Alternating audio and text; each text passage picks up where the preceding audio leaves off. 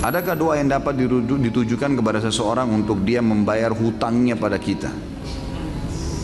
Setahu saya tidak tahu ya, ada riwayat khusus masalah ini. Yang ada riwayat itu kalau kita terlilit utang, gitu kan? Karena Ibnu Abbas mengatakan kalau engkau membaca dalam riwayat sahih, kalau engkau membaca Allahumma kfini bihalalika an haramik waqdin bi fadlika amman siwak. Allahumma kfini bihalalika an haramik. Ya Allah, cukupkanlah aku menikmati yang halalmu dan jauhkan aku dari yang haram.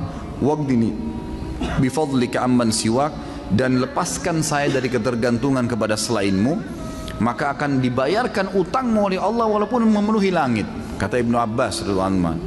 Ini harus diamalkan. Dan ingat, kalau berdoa ikutkan dengan hadis Nabi yang lain riwayat Bukhari, ud'ullaha mukinuna bil ijabah. Berdoa sama Allah diikuti dengan keyakinan penuh Allah akan ijabah. Fa inna Allah la yakbalu ad-du'a min qalbil ghafil. Allah tidak akan pernah terima doa dari hati yang lalai.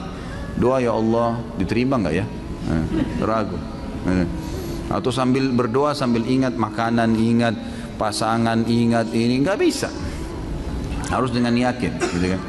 Jadi kalau doa untuk buat orang lain bayar, Allah alam, yang saya tahu berdoa kepada Allah bisa, itu bukan mustahil.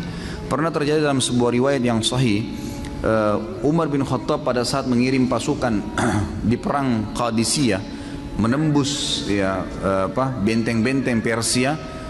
Nah, pada saat itu pasukan muslimin yang masuk dari 12.000 orang pasukan ini, itu kan kalau pasukan jihad masuk dan menang, berarti lokasi yang ditembus itu menjadi harta rampasan perang.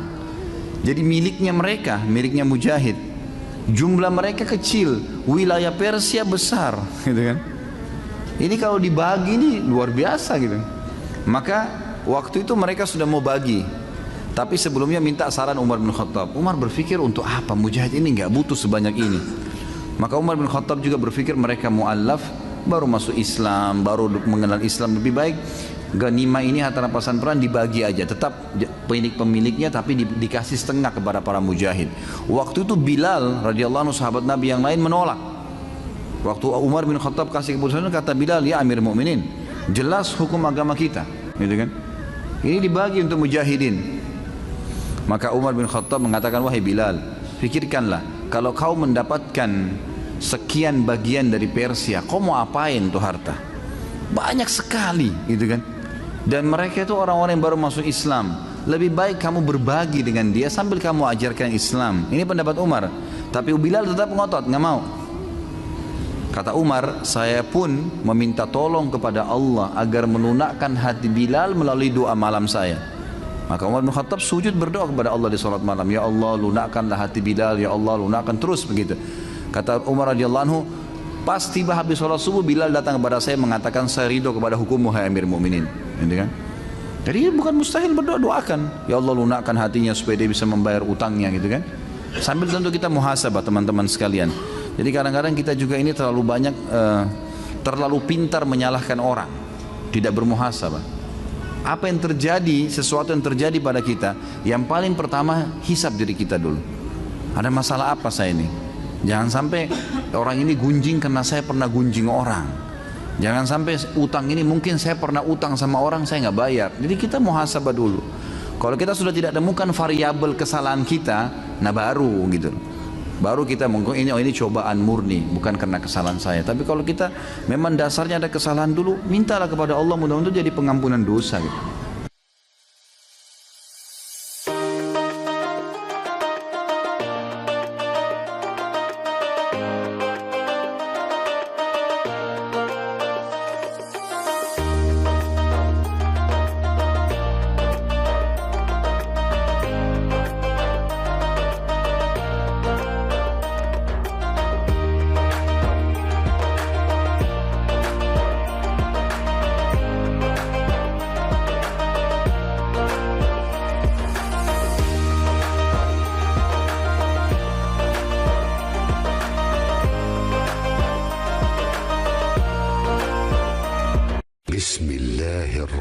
الرحمن الرحيم.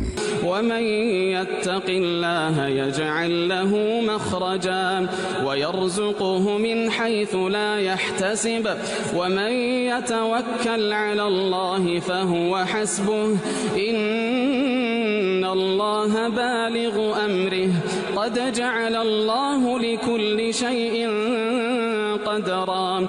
واللائي يئسن من المحيض من نسائكم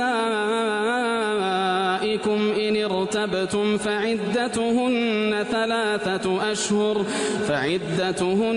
ثلاثة أشهر واللائي لم يحضن وأولاة الأحمال أجلهن أن يضعن حملهن ومن يتق الله يجعل له من أمره يسرا.